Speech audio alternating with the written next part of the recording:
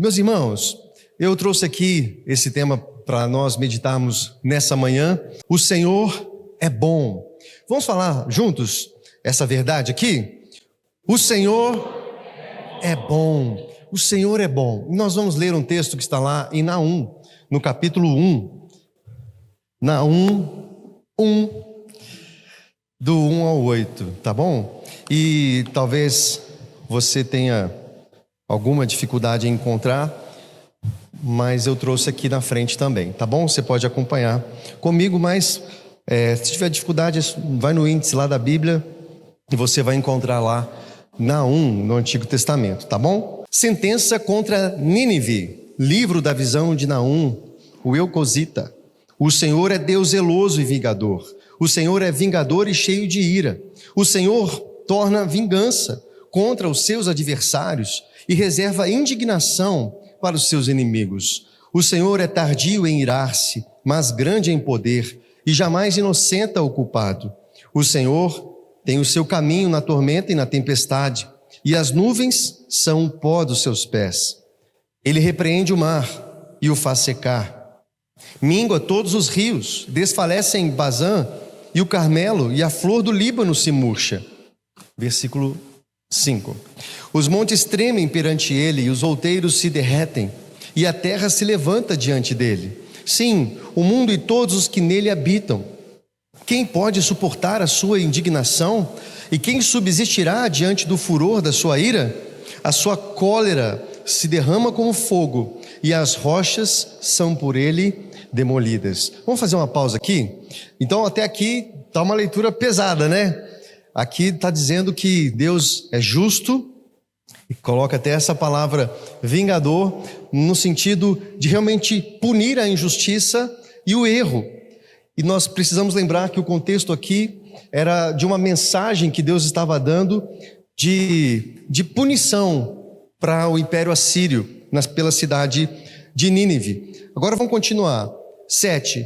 O Senhor é bom, é fortaleza no dia da angústia, e conhece os que nele se refugiam. Mas com inundação transbordante, acabará de uma vez com o lugar dessa cidade. Com trevas perseguirá o Senhor e os seus inimigos. E no meio desses 8 versículos que nós lemos, há esse oásis no versículo de número 7. E aqui, 3 aspectos muito importantes nesse texto. O primeiro, no versículo 7, o Senhor é bom. Em segundo lugar, ele é fortaleza no dia da angústia. Em terceiro lugar, ele conhece os que nele se refugiam. Eu pedi para a inteligência artificial desenhar o Naum para mim. Me deram ele assim, só para a gente contextualizar, pessoal. O profeta Naum, então ele profetiza contra Nínive, a capital do Império Assírio. Quando a gente fala de Nínive, você talvez se lembra de Jonas, né? Que já tinha sido dado por Deus 150 anos antes a uma palavra de punição ao Império Assírio, que era um império extremamente violento, um dos mais violentos. Eles torturavam, eles eram sanguinários realmente. E vem essa palavra contra Nínive, Jonas vai, eles se arrependem, mas 150 anos depois, isso a gente está falando em 650 anos de Cristo, vem essa nova palavra contra Nínive, essa profecia contra Nínive. E realmente, eles caem e são dominados depois pelos babilônios. Eu acho que esse é o nosso pano de fundo aqui, né? Em 722, a Síria toma Israel, leva cativo, tortura, é um império muito violento, como eu falei. Então, o profeta Naum se levanta com uma palavra de Deus contra a capital da Síria, que é Nínive. Mas nós não estamos aqui para falar do juízo, nós estamos aqui para falar do caráter de Deus, que se revela de uma maneira tão profunda e tão linda no versículo 7. Então, desses 8, nós vamos focar no versículo de número 7. E o primeiro aspecto desse versículo é que ele diz que o Senhor é bom. O Senhor é bom. Eu li um livro, uma indicação aí do Pedro, esse é o livro. Alguém já viu esse livro? Ou já leu esse livro? É um livro realmente muito, muito interessante. Ele fala de uma cultura Tov. Tov é uma palavra no hebraico que significa bom. ou bondade. E eu não sabia o quanto que essa palavra aparece. No livro fala que aparece mais de 700 vezes na Bíblia. Uma palavra, uma das que mais aparecem. E fala, quando a gente está falando que Deus é bom, nesse mesmo texto aqui de Nínive, o termo é Deus é Tov. E Tov fala dessa bondade de Deus. E ele fala sobre criar essa cultura de bondade na igreja. E a primeira metade do livro é bem pesada, né? Você achou pesada, Glícia? Bem pesada, né? Então fala de muitos abusos, problemas, né, nas igrejas. Então é uma boa literatura. E a segunda metade do livro vai falar então do Tov, criar uma cultura Tov. E aí eu me lembrei, Tov significa bom, amável, excelente, agradável. Assim é o nosso Deus. Eu trouxe uma frase aqui do livro, ressaltando o que eu acabei de dizer também. Tov é o termo hebraico para bom ou bondade. É de longe uma das palavras que mais aparecem na Bíblia, com mais de 700 ocorrências nas Escrituras. Podemos dizer que a Bíblia é o nosso livro de Tov. E eu trouxe alguns versículos para vocês que tem essa palavrinha, e olha só, são muitos versículos, muitos, mas eu trouxe alguns. Salmo 119, 68 diz assim: Tu és bom, e o que fazes é bom, ensina-me os teus decretos. Deus é bom, Deus é Tov, como ele diz, e ele faz é bom. Quando na criação, em Gênesis, quando ele criava algo, ele via que tudo era bom. Essa palavra aparece muitas vezes na Bíblia. Se você for começar a ler, você vai começar a reparar. Salmo 100, verso 5 vai dizer assim: Pois o Senhor é bom e o seu amor é leal e eterno. Salmo 33, verso 5 diz assim: Ele ama a justiça e a retidão. A terra está cheia da bondade do Senhor. Salmo 34, 8: Provem, vejam que o Senhor é bom, feliz é o homem que nele se refugia. Prova e veja, o Senhor é bom, como nós dissemos aqui, o Senhor é bom. E o que isso significa para nós? O caráter de Deus sendo bom, nós podemos adquirir esperança, saber que Ele está conosco, que Ele tem planos de bem, não de mal para nós, porque nós precisamos provar essa bondade dele. Salmo 136, verso 1 diz assim: Louvai ao Senhor, porque Ele é bom, porque a sua benignidade dura para sempre. E outros versículos realmente aparecem muitas vezes, e nós não podemos perder de perspectiva que essa é a característica principal do caráter de Deus. Deus é bom. E aqui Naum traz, no versículo 7, no meio daquela condenação para Nínive, Deus é bom, o Senhor é bom. E isso, meus irmãos, precisa encher o nosso coração de esperança, e é uma palavra do Senhor para você nessa manhã. O Senhor é bom. Muitas vezes você pode questionar algo que está acontecendo na sua caminhada, na sua trajetória, momentos de dor, de luto, de problemas, de adversidades, e tantas vezes nós, ao olharmos para as circunstâncias, podemos questionar e ficarmos inseguros. Mas, meus irmãos, nós não podemos esquecer, Deus é bom. Deus é bom o tempo todo. Ele tem planos de bem para a sua vida, e nós precisamos nos refugiar nessa verdade. Eu trouxe 4 aplicações aqui para você em relação a essa verdade, tá bom? Primeira coisa, reconheça a bondade de Deus em sua vida. Faça um esforço consciente para ver e agradecer as muitas maneiras pelas quais Deus demonstra sua bondade diariamente. Talvez, se você pegar agora uma folha de papel, uma caneta, um desafio, anote os motivos que você tem para agradecer ao Senhor pelas bondades, pelas bênçãos que Ele tem derramado sobre você. E muitas vezes nós precisamos parar para reconhecer e agradecer o ar que nós respiramos, agradecer o ambiente em que nós moramos, agradecer as pessoas que estão ao nosso redor, e até mesmo as dificuldades, os problemas que nós já vivemos porque contribuíram para que nós estivéssemos onde nós estamos agora, com o caráter que nós estamos desenvolvendo. E isso é bondade de Deus, é graça de Deus sobre a minha vida e a sua vida. Seja um canal da bondade de Deus. Permita que essa bondade de Deus flua através de você para outros. Ajude, encoraje e apoie aqueles ao seu redor. Se Deus é bom, nós, filhos de Deus, precisamos demonstrar essa mesma bondade no nosso caráter. Lá nos frutos do Espírito, vai falar que uma das facetas do fruto é bondade, benignidade também, mas nós precisamos desenvolver. E será que a gente tem feito isso? Demonstrado essa bondade que recebemos de Deus na vida de outras pessoas? Quantas pessoas você demonstrou amor e bondade nessa semana? Terceira aplicação: confie na bondade de Deus em tempos difíceis. Mesmo quando as circunstâncias são adversas, confie que Deus é bom e está trabalhando para o seu bem. Todas as coisas, meu irmão, colaboram para o seu bem. Deus é bom e essa verdade nos traz esperança. Saber que a essência de Deus é bondade nos enche de esperança. Ele deseja o nosso bem e age em nosso favor de maneiras que muitas vezes nem percebemos. Isso é verdade, não é? Quantas vezes nós murmuramos, reclamamos, nos pegando, falando mal de uma adversidade, ou de uma circunstância, ou de uma pessoa. Nós, tantas vezes, emprestamos a nossa boca, para o inimigo e ao invés de demonstrarmos bondade, trazemos julgamento e maldição.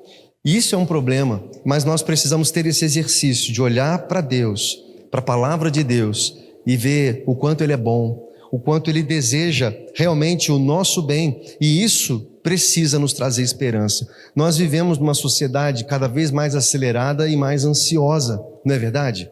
Hoje é comum, a gente vê medicamentos e a gente não tem absolutamente nada contra isso, e isso pode trazer uma qualidade de vida, não é ruim, mas a gente precisa olhar para dentro de nós e perceber quais são os medos que nos aterrorizam, quais são os medos que tiram o nosso sono, quais são os medos que nos atormentam, que nos preocupam, que nos deixam preocupados, porque a palavra do Senhor, e Jesus vai dizer isso, no versículo 6, por exemplo, do livro de Mateus: não andeis ansiosos. É Jesus que está dizendo: não andeis ansiosos por coisa alguma.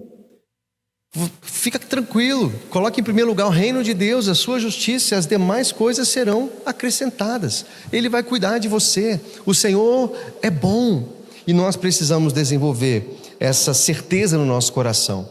Em segundo lugar, o texto de Naum, Naum 1:7, vai dizer também que o Senhor é fortaleza no dia da angústia. Vamos falar todos nós juntos isso aqui? O Senhor é fortaleza no dia da angústia. Olha que lindo esses versículos aqui. Salmo 91, verso 1 diz assim: aquele que habita no esconderijo do Altíssimo, à sombra do Onipotente, descansará. Ele é refúgio, Ele é fortaleza no dia da angústia. Isaías 43:2 diz assim: quando passares pelas águas, eu serei contigo. Quando pelos rios, eles não te submergirão. Quando passares pelo fogo, não te queimarás, nem a chama arderá em ti. Salmo 3, verso 3 assim: porém tu, Senhor, és o meu escudo. Versículo 5 do capítulo 3 de Salmos, Davi vai dizer: deito-me e pego no sono, acordo, porque o Senhor me sustenta. O contexto desse capítulo 3 de Salmos aqui é Davi fugindo, ele está sendo perseguido por seu próprio filho, e exércitos estão atrás dele, ele está sendo ameaçado de morte, mas ele pode dizer: porém tu, Senhor, é o meu escudo, e eu posso dormir tranquilo. Eu me deito e pego no sono, eu acordo, porque o Senhor me sustenta. Isso é maravilhoso, não é, meus irmãos? Isso é maravilhoso, nós podermos dormir e descansar, sabendo que Ele tem cuidado de nós, e nós precisamos desenvolver essa certeza, essa convicção. Eu destaquei um versículo aqui, que é o Salmo 46, verso 1, diz assim, vamos ler todos nós juntos esse versículo? Deus é o nosso refúgio e fortaleza, socorro bem presente nas tribulações. E esse aqui é um versículo que você poderia colocar aí escrito na sua casa, né? Deus é o nosso refúgio, Ele é a nossa fortaleza, socorro bem presente nas tribulações. Quando eu leio essa palavra de fortaleza, eu imagino aquelas muralhas enormes, né, que protegem uma cidade da invasão do inimigo, e quando as pessoas estão do lado de dentro, né, daquela muralha, eles têm uma proteção. E quando a gente fala que o Senhor é o nosso refúgio, a nossa fortaleza, nós temos um lugar de socorro, nós temos um lugar para ir, nós temos um lugar que nos sustenta nas tribulações. 3 aplicações para a gente, meus irmãos. Primeira, busque a Deus nos momentos de dificuldade. Faça de Deus a sua fortaleza através da oração e da leitura da palavra. Quando a angústia vier, lembre-se que Ele está presente e é a sua proteção. Você precisa desenvolver isso, meu irmão, na sua vida. Vida de oração, leitura da palavra. E ao se sentir mal, se sentir abatido por uma adversidade, que você possa encontrar esse lugar de refúgio que é na presença de Deus. Apoie outros em oração, seja um instrumento de Deus para fortalecer aqueles que estão passando por momentos difíceis. Ore por eles, ofereça suporte, lembre-os de que Deus é uma fortaleza no dia da angústia. Talvez você já tenha essa convicção, mas pode ser que pessoas do seu lado estão sofrendo, passando por situações distantes dessa convicção, de que podem encontrar um lugar seguro na presença de Deus. E você será um instrumento para trazer essa esperança para Ele também. O Senhor é a nossa fortaleza e essa verdade nos traz paz. Saber que temos um lugar seguro em Deus nos permite enfrentar qualquer adversidade com confiança e serenidade. Ele é o nosso refúgio, sempre presente, sempre fiel. Isso é maravilhoso, meus irmãos, e nos enche de paz. Em terceiro lugar, em último lugar, o versículo 7 vai dizer também que Ele conhece os que nele se refugiam. É lindo a gente encontrar essas 3 características de Deus no meio daquele texto, né, de condenação, de juízo para Nínive. E aqui o profeta pode realmente reconhecer que Deus é bom, Ele é fortaleza no dia da angústia e Ele conhece os que nele se refugiam. Também trouxe versículos sobre isso. Salmo 139, de 1 a 4, vai nos mostrar o quanto Ele nos conhece. Senhor, Tu me sondas e me conheces. Sabes quando me sento, quando me levanto. De longe percebes os meus pensamentos. Sabe muito bem quando trabalho e quando descanso. Todos os meus caminhos são bem conhecidos por Ti. Antes mesmo que a palavra me chegue à língua, Tu já a conheces inteiramente, Senhor. Ele te conhece, meu irmão. Ele conhece aqueles que nele se refugiam. João 10:14 diz assim: Eu sou o bom pastor, conheço as minhas ovelhas e elas me conhecem. Jesus também vai dizer no versículo 27: As minhas ovelhas ouvem a minha voz e eu as conheço e elas me seguem. Eu lhes dou a vida eterna e elas jamais perecerão. Ninguém as poderá arrancar da minha mão. Isso é maravilhoso, meu irmão. Ele conhece aqueles que nele se refugiam. Ele sabe o seu nome. Se você o reconhece como uma fortaleza, como um lugar de refúgio no dia difícil, no dia da adversidade, Ele chama pelo seu nome. Ele conhece você. E Ele tem algo realmente para construir nas nossas vidas. Isso é muito importante a gente entender. O fato de Deus nos conhecer e saber o nosso nome significa que pertencemos a Ele, somos filhos, estamos assentados com Ele e nos relacionamos com Ele. Porque eu trouxe um outro versículo para trazer um contraponto aqui, em Mateus no capítulo 7, no verso 22 e 23, olha o que diz aqui: Muitos me dirão naquele dia: Senhor, Senhor, não profetizamos nós em Teu nome? Em Teu nome não expulsamos demônios? Em Teu nome não fizemos muitos milagres? Então eu lhes direi claramente: Nunca os conheci, afastem-se de mim, vocês que praticam o mal. Olha só, o Senhor vai dizer: eu não conheço você. Eu conheço aqueles que em mim se refugiam. Então, nós somos encontrados por Deus e somos reconhecidos, chamados pelo nome. Não quando nós fazemos milagres no nome dEle, profetizamos ou expulsamos demônios e qualquer outra coisa, mas quando nós estamos em intimidade com Ele. Quando nós fechamos a porta do nosso quarto e podemos orar em secreto ao nosso Pai, e saber que Ele nos conhece, saber que Ele nos ouve, saber que realmente Ele deseja desenvolver um relacionamento íntimo e profundo comigo e com você. Nesse ativismo da igreja, tantas vezes nós somos estimulados muito mais a fazer coisas do que a estar nesse lugar de intimidade com Deus. E talvez a gente chegue no dia do juízo diante do Senhor e, ao invés de apresentar a nossa intimidade com Deus, o tempo que nós passamos com Ele, ouvimos a voz dEle, nós vamos desejar apresentar tudo que nós já fizemos, né? Olha o que eu já fiz na igreja, olha como eu era ungido, olha como eu pregava bem, olha como eu cantava bem, olha como eu fazia tudo isso bem. E meus irmãos, como vai ser triste ouvir isso. Apartai-vos de mim, eu nunca os conheci. Que a gente possa prestar atenção nisso, meu irmão. O Senhor conhece aqueles que nele se refugiam. Que você encontre um lugar de refúgio. Que você saiba que quem você é em Deus vai refletir na sua intimidade com Ele, não naquilo que você faz dentro da igreja. E eu trouxe aqui aplicações também acerca desse ponto.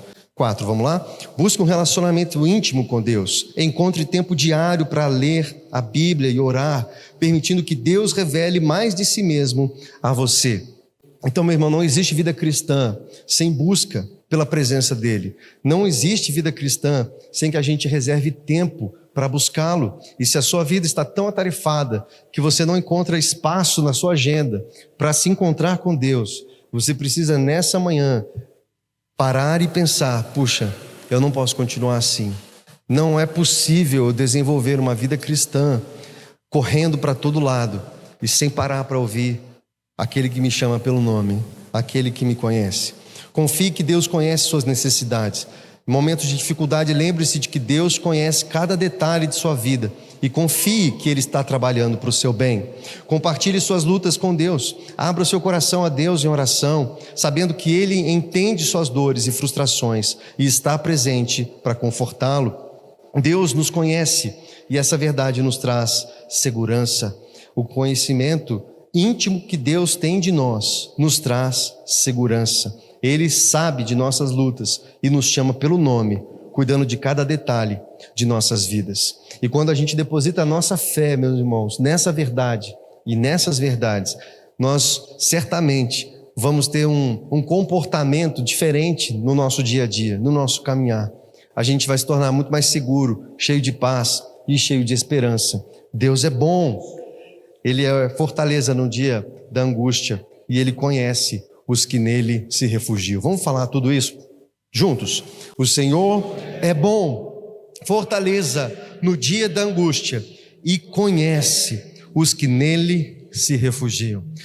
Vamos ficar em pé, meus irmãos, vamos orar e que o Senhor, que é bom, que é fortaleza, esse Deus que te conhece, se revele a você nessa manhã, te traga esperança, te traga paz, te traga segurança e abençoe você ricamente. Feche seus olhos, meu irmão e minha irmã, nós vamos orar e nós vamos buscar essa convicção em fé de que Ele nos ama e de que Ele tem o melhor, que todas as coisas cooperam para o bem daqueles que amam a Ele. Todas as coisas cooperam, Ele está trabalhando na sua vida, para o seu bem, para o seu crescimento. E mesmo que haja decisões erradas, caminhos errados que você tenha tomado, creia que o Senhor é bom e não só te perdoa, mas te restaura, te abençoa, te coloca no caminho certo novamente. Feche seus olhos e aproveita esse momento de oração. Será que você tem buscado uma vida de intimidade com Ele? Você tem reservado tempo para ouvi-lo dizer o seu nome e para encontrar um lugar de refúgio, um lugar de segurança, onde está uma chuva terrível lá fora, mas você está num lugar seguro. Há trovões, relâmpagos, há escuridão, há dificuldades, mas você está abrigado, você está num lugar seguro. O seu Deus te ouve, o seu Deus te conhece. Deus é Tov, Deus é bom e tudo que Ele faz é bom. Senhor, enche o nosso coração com essa verdade nessa manhã. Vamos orar, queridos, enquanto nós cantamos.